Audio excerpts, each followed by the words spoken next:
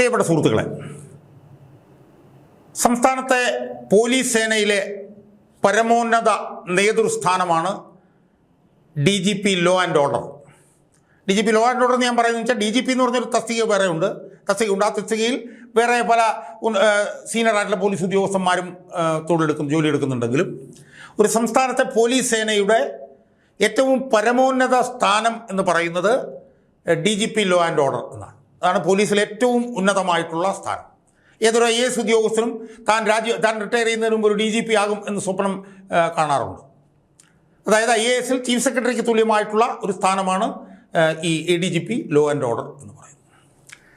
ആ ADGP law and order എന്ന് പറയുന്ന ആ ഒരു തസ്തികയിലിരിക്കുന്ന പോലീസ് ഉദ്യോഗസ്ഥൻ അതാത് കാലത്ത് അധികാരത്തിലിരിക്കുന്ന ഗവൺമെൻറ്റുകളുടെ പോലീസ് നയം അതിൻ്റെ ലെറ്റർ ആൻഡ് സ്പിരിറ്റിൽ നടപ്പിലാക്കാൻ ബാധ്യസ്ഥനായിരിക്കും. അതായത് ഒരു ഇടതുപക്ഷ സർക്കാരിൻ്റെ DGP ആയിരിക്കുന്ന ഒരു പോലീസ് ഉദ്യോഗസ്ഥന് UDF സർക്കാരിൻ്റെ പോലീസ് നയം നടപ്പിലാക്കാൻ കഴിയില്ല. അതുപോലെ തന്നെ ഒരു UDF സർക്കാരിൻ്റെ DGP ആയിട്ടിരിക്കുന്ന ഒരു ഉദ്യോഗസ്ഥന് ഇടതുപക്ഷ സർക്കാരിൻ്റെ പോലീസ് നയം നടപ്പിലാക്കാനും കഴിയില്ല. അതേസമയം തന്നെ DGP എന്ന് പറഞ്ഞിട്ടുള്ള സ്ഥാനത്തിന് ഇൻബിൽറ്റായിട്ട് ഒരുപാട് നിഷ്പക്ഷമായി പ്രവർത്തിക്കാനുള്ള ഒരുപാട് അവകാശങ്ങൾ ആ സ്ഥാനത്ത് ഇൻബിൽറ്റാണ്. കാരണം പോലീസ് നയം എന്ന് പറയുമ്പോൾ ആ പോലീസ് നയത്തിൻ്റെ ആത്യന്തിക ലക്ഷ്യം എന്ന് പറയുന്നത് ജനങ്ങളുടെ സുരക്ഷിതത്വവും ജനങ്ങളുടെ ക്രമസമാധാനവും നടപ്പിലാക്കേണ്ട ഒരു ഉത്തരവാദിത്തമാണല്ലോ അതിന് ആത്യന്തികമായി ഉള്ളത്. അതുകൊണ്ട് തന്നെ ഒരു DGP ആ സ്ഥാനത്ത് വന്നു കഴിഞ്ഞാൽ ആ സ്ഥാനത്തിരുന്നു കൊണ്ട് ഇപ്പോൾ LDFൻ്റെ സ്ഥലത്ത് വരുന്ന DGP ആണെങ്കിൽ അത് CPM-കാരുടെ നയം മാത്രം നടപ്പിലാക്കാൻ പാടില്ല. ആ DGP ജനങ്ങളുടെ മൊത്തം വെൽബീയിങ് ആയിരിക്കണം ആ DGP നടപ്പിലാക്കേണ്ടത്. അതുപോലെ തന്നെ UDFൻ്റെ DGP വന്നിട്ട് UDF-കാരായിട്ടുള്ള കുറേ കോൺഗ്രസ്സുകാരുടെ നയങ്ങൾ നടപ്പിലാക്കാനും പാടില്ല. പക്ഷേ ഇതൊരു തിയറി മാത്രമാണ് എന്നതാണ് നമ്മൾ ഇതുവരെ കണ്ടിട്ടുള്ളത്. പ്രത്യേകിച്ചും LDF ഭരിക്കുന്ന കാലത്ത് LDFൻ്റെ ഒരു DGP ആണെങ്കിൽ ആ DGP ആത്യന്തികമായി നടപ്പിലാക്കുന്നത് ജനങ്ങളുടെ സുരക്ഷയും സംരക്ഷണവും ജനങ്ങൾക്ക് ഗുണകരമായിട്ടുള്ള ക്രമസമാധാന പാലനവുമല്ല, മറിച്ച് CPM-കാരുടെ CPM നേതാക്കന്മാരുടെയും താല്പര്യങ്ങളാണ് സംരക്ഷിക്കുന്നത് എന്നുള്ളതാണ് നമ്മൾ LDF ഭരിക്കുമ്പോൾ നമ്മൾ കണ്ടിട്ടുള്ളത്. നമ്മൾ കഴിഞ്ഞ 10 വർഷം എന്താ കണ്ടത്? വിജയൻ എന്തു പറയുന്നോ അത് നടപ്പിലാക്കലാണ് DGPക്ക് മാത്രമല്ല പോലീസിലെ ഉന്നതർക്കുള്ള എല്ലാമുള്ള ഉത്തരവാദിത്വം. ആ കഴിഞ്ഞ 10 വർഷക്കാലത്തെ DGP-മാരെ നമ്മളൊന്ന് എടുത്തു നോക്കിയേ. ആദ്യം വിജയൻ 2016 അധികാരത്തിൽ വരുമ്പോൾ അന്ന് DGP ആയിരുന്നത് TP സെൻകുമാറാണ്. ആ TP സെൻകുമാർ അന്ന് പിണറായി സർക്കാരിന് അനഭിമതനായിരുന്നു. അദ്ദേഹം സുപ്രീം കോടതി ഉത്തരവുമായിട്ടാണ് അവിടെ DGP ആയി വന്നത്. അപ്പോൾ ആ DGP-യെ വളഞ്ഞു പിടിക്കാൻ വേണ്ടിയിട്ട് വിജയൻ പറഞ്ഞാൽ ഇരിക്കുകയും നിൽക്കുകയും കിടക്കുകയും ചെയ്യുന്ന ടോമിൻ തെച്ചക്കരി എന്ന് പറഞ്ഞിട്ടുള്ള ഒരു വിശ്വസ്ത വിനീത വിധേയനായിട്ടുള്ള ഒരു ഉദ്യോഗസ്ഥനെ ADGP അഡ്മിനിസ്ട്രേഷൻ എന്ന് പറഞ്ഞ് ഒരു ചുമതല സൃഷ്ടിച്ച് പോലീസ് ആസ്ഥാനത്ത് വെക്കുകയും സെൻകുമാർ എന്ത് ചെയ്തു കഴിഞ്ഞാലും അതിന് കുരുക്കിടുകയും ചെയ്യുകയായിരുന്നു ആ ഉദ്യോഗസ്ഥൻ്റെ ലക്ഷ്യം. അത് നമ്മൾ അന്നത് കണ്ടതാണ്. അതാണ് TP സെൻകുമാർ പോയി കഴിഞ്ഞപ്പോഴത്തേക്കും ലോകനാഥ് ബെഹ്റ എന്ന് പറഞ്ഞിട്ടൊരു ഉദ്യോഗസ്ഥൻ DGP. ആ ഉദ്യോഗസ്ഥനെ കുറിച്ചിട്ട് പ്രത്യേകിച്ച് ഞാനൊന്നും പറയുന്നില്ല. ആ ഉദ്യോഗസ്ഥനെ സംബന്ധിച്ചിടത്തോളം പിണറായി ഒന്ന് ഇരുത്തി നോക്കിയാൽ മൂത്രമൊഴിക്കുമായിരുന്നു ആ ഉദ്യോഗസ്ഥൻ ഇപ്പോഴും അവിടെ ഇരിപ്പുണ്ട്, മാറ്റമൊന്നും ഇല്ലാതെ. UDF സർക്കാർ വന്നിട്ടും അതിൽ മെട്രോ റെയിൽ കോർപ്പറേഷൻ്റെ MD ആയിട്ട് അവിടെ ഇരിപ്പുണ്ട്, മാറ്റവും ഇല്ലെന്ന് എനിക്കറിയത്തില്ല. കാരണം LDF സർക്കാരിൻ്റെ പല ആളുകളും പോലീസ് ഉദ്യോഗസ്ഥന്മാരെ IAS-കാരൊക്കെ ഇപ്പോഴും ഈ നിലപാടുകളുടെ രാജകുമാരൻ മുഖ്യമന്ത്രിയായതിനു ശേഷം തുടരുകയാണ്. അതുകൊണ്ട് എന്ത് സംഭവിക്കുമെന്ന് എനിക്കറിയില്ല. ലോകനാഥ് ബെഹ്റ അവിടെ ഇരിപ്പുണ്ട്. അതിൽ പോയി കഴിഞ്ഞ് അനിൽ കാന്ത് എന്ന് പറഞ്ഞിട്ട് ഒരു ഉദ്യോഗസ്ഥൻ DGP ആയി. അയാൾ വന്നപ്പോഴും LDFൻ്റെ നയം നടപ്പിലാക്കുക എന്നുള്ളത് മാത്രമായിരുന്നു അയാളുടെ ലക്ഷ്യം. ആ അനിൽ കാന്ത് പോയതിനു ശേഷം ദർബൈർ സാഹിബ് എന്ന് പറഞ്ഞൊരു ഉദ്യോഗസ്ഥൻ വന്നു. അയാളുടെ പണി ഇത് തന്നെയായിരുന്നു. CPM-ൻ്റെ നയം നടപ്പിലാക്കുക, CPM-ൻ്റെ ചെറുകിട ചോട്ടാ നേതാക്കന്മാർക്കുൾപ്പെടെ എന്തും ചെയ്യാനുള്ള അവസരം കൊടുക്കുക, വിജയൻ്റെ മുന്നിൽ പഞ്ചപൂച്ച മടക്കി തൊഴുകയോടെ നിൽക്കുക. അതായിരുന്നു ദർബൈർ സാഹിബിൻ്റെയും പണി. അയാൾ പോയി കഴിഞ്ഞപ്പോഴാണ് റവാഡ ചന്ദ്രശേഖർ എന്ന് പറഞ്ഞ ഇപ്പോഴത്തെ പുതിയ ഏമാൻ ഇവിടെ വരുന്നത്. അയാൾ ഇതുപോലെ തന്നെ തൊഴുകയോടെ പിണറായി വിജയൻ്റെ മുമ്പിൽ കുമ്പിട്ട് മുട്ടേ മുട്ടിച്ച് നിൽക്കുകയായിരുന്നു. നമുക്ക് എല്ലാവർക്കും അറിയാവുന്നതാണ്.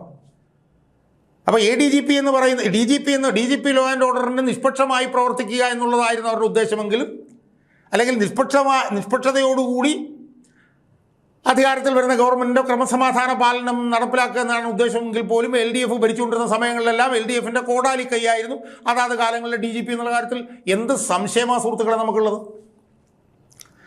ഇയാൾ ഈ റവാഡ ചന്ദ്രശേഖരനെ സംബന്ധിച്ചും ആരോപണങ്ങളുണ്ട്.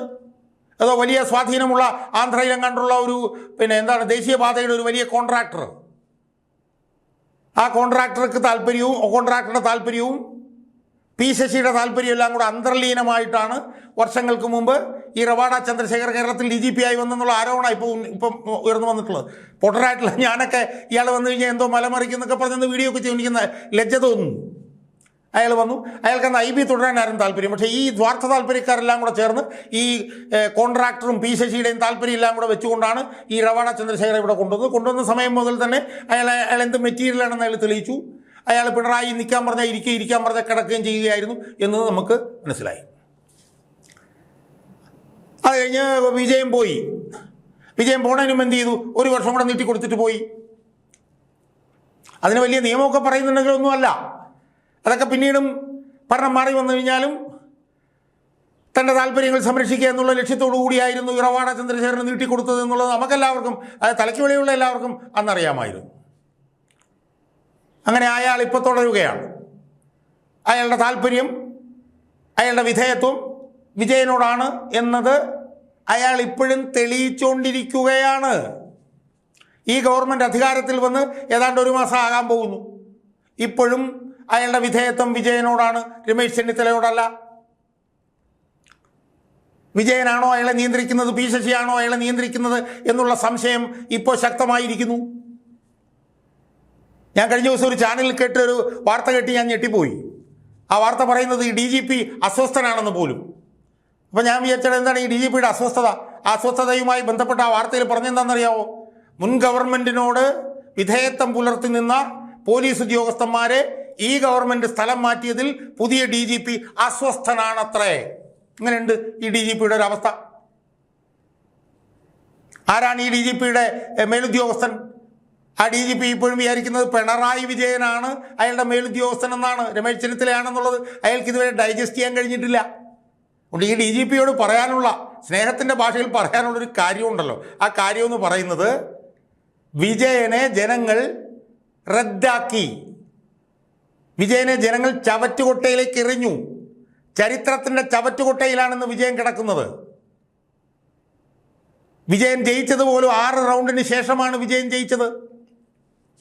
വിജയൻ എന്നൊരു വിലയും CPM-നകത്ത് പോലുമില്ല. CPM-നകത്ത് പോലും വിജയനെ എടുത്തിട്ട് ചതക്കുകയാണ്, ചവിട്ടി തെറിപ്പിക്കുകയാണ് പിന്നെ CPM-ൻ്റെ അണികൾ.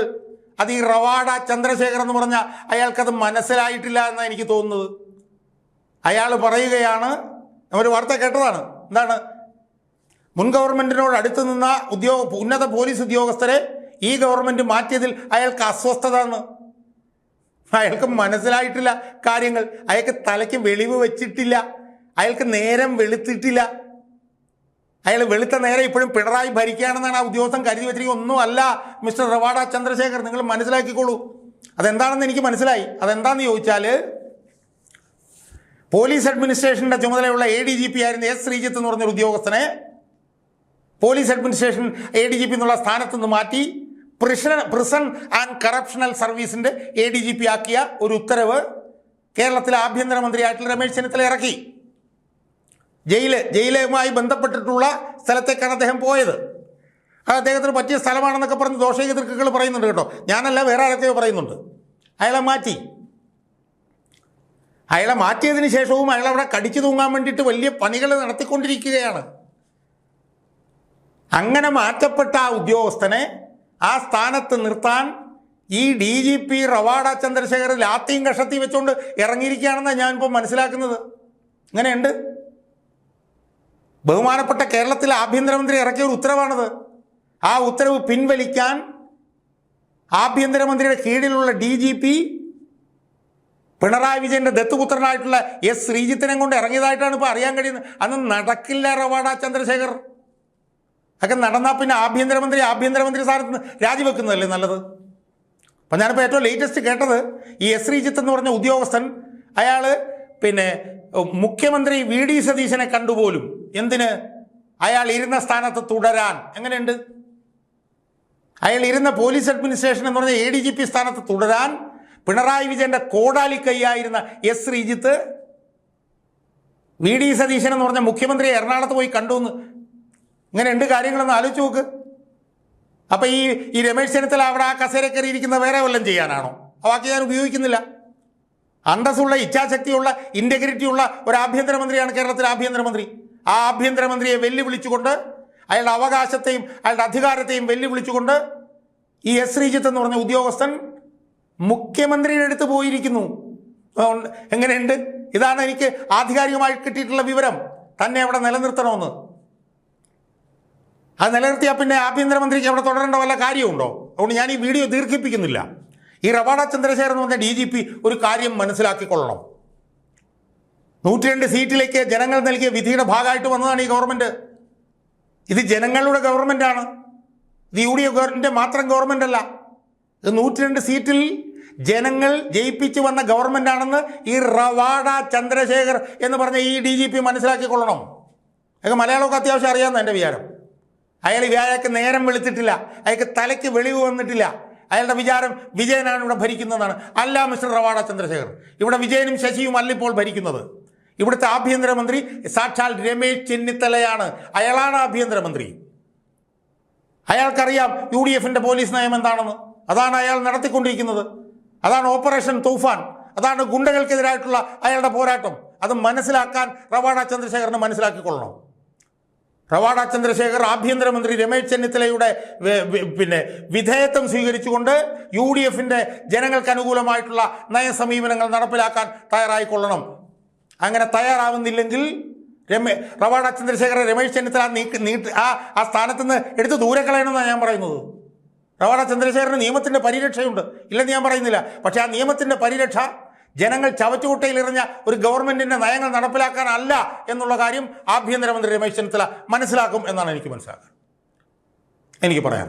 ആഭ്യന്തരമന്ത്രി രമേശ് ചെന്നിത്തല ഏറ്റവും ഇച്ഛാശക്തിയോടുകൂടിയും ഇൻറ്റഗ്രിറ്റിയോടുകൂടിയുമാണ് കാര്യങ്ങൾ ചെയ്യുന്നതെന്നാണ് എനിക്ക് മനസ്സിലാക്കുന്നത്. അതുകൊണ്ട് ഈ റവാഡ ചന്ദ്രശേഖർമാരെയും ഈ എസ് ശ്രീജിത്തുമാരെയും ഒക്കെ മനസ്സിലാക്കാനുള്ള ബോധവും ബുദ്ധിയും തലയ്ക്ക് വെളിയുമുള്ള ആളാണ് രമേശ് ചെന്നിത്തല എന്നെനിക്ക് നല്ലപോലെ അറിയാം. ചുരുങ്ങിയ ദിവസങ്ങൾ കൊണ്ട് തന്നെ പോലീസ് സേനയുടെ പൊതു സ്വഭാവത്തിനെ തന്നെ മാറ്റിമറിച്ച ഒരു നേതാവാണ് രമേശ് ചെന്നിത്തല. അതുകൊണ്ട് രമേശ് ചെന്നിത്തല ആരാണ് എന്ന് ഈ റവാഡ ചന്ദ്രശേഖർമാരും ഈ ശ്രീജിത്തുമാരും ഒക്കെ മനസ്സിലാക്കിക്കൊള്ളണം എന്ന് ആണ് എനിക്ക് അവരോട് സൂചിപ്പിക്കാനുള്ളത്. പിണറായി വിജയൻ്റെ കാല് തിരുമിയന്മാരെ ഇവിടെ അധികാര സ്ഥാനത്ത് ഇരുത്താൻ വേണ്ടിയിട്ടല്ല 102 സീറ്റിലേക്ക് ജനങ്ങൾ UDF ഗവൺമെൻറ്റിനെ ജയിപ്പിച്ചത് എന്ന് ഈ ചന്ദ്രശേഖരന്മാരും ഈ ശ്രീജിത്തുമാരും ഒക്കെ ഒന്ന് മനസ്സിലാക്കിയാൽ നല്ലത് എന്നാണ് എനിക്ക് അവരോട് വിനയത്തിൻ്റെ ഭാഷയിൽ എനിക്ക് പറയാനുള്ളത്.